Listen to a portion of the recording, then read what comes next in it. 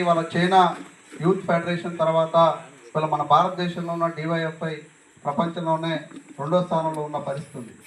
ఎందుకు ఇవాళ డివైఎఫ్ఐ ఒక బలమైన యోజన సంఘంగా ఆవిర్భవించిందంటే ఈ డివైఎఫ్ఐ తీసుకున్న లక్ష్యాలు ఏవైతే ఉన్నాయో ఇవాళ ప్రధానంగా యువతీ యువకులు ఎదుర్కొంటున్న సమస్యల మీద అనేక పోరాటాలు సమస్యల పోరాటాలు చేసిన చరిత్ర డివైఎఫ్ఐకి ఉంది. అలా డివైఎఫ్ఐ మన గ్రామంలో కూడా ఇప్పుడు ఒక గ్రామ కమిటీని ఏర్పాటు చేసుకొని మన గ్రామంలో ఉన్న సమస్యల పరిష్కారం కోసం డివైఎఫ్ఐగా ఇవాళ డివైఎఫ్ఐ అంటే కేవలం పోరాటాలు ఉద్యమాలే కాదు. ఇవాళ డివైఎఫ్ఐ అనేక సామాజిక సమస్యల మీద స్పందించాలి, అదేవిధంగా అనేక రకాల సేవా కార్యక్రమాలు కూడా స్పందించాలి.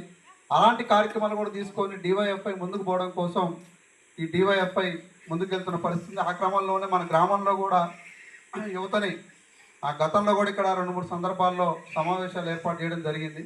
ఇవాళ ఒక గ్రామ కమిటీని ఏర్పాటు చేసుకొని భవిష్యత్తులో కూడా మన గ్రామంలో చేయాల్సిన కార్యక్రమాల గురించి చర్చించుకోవాల్సిన అవసరం వాళ్ళు ఎంతైనా ఉంది.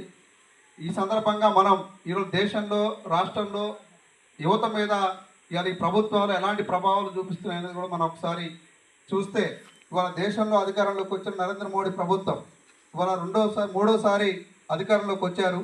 వాళ్ళ అధికారంలోకి వచ్చేటప్పుడు మేము సంవత్సరానికి 2 కోట్ల ఉద్యోగాలు కల్పిస్తామని చెప్పేసి యువతకు హామీ ఇచ్చారు. కానీ ఇప్పుడు మూడోసారి వచ్చినా కానీ యువతకి వాళ్ళు ఇచ్చిన హామీల్ని ఎక్కడ కూడా పూర్తి స్థాయిలో అమలు చేయని పరిస్థితి కనబడతా ఉంది. వాళ్ళ ఉద్యోగాలు ఇవ్వకపోగా మరొక వైపు కరోనా కాలంలో అనేక ఉద్యోగాలు తీసేశారు.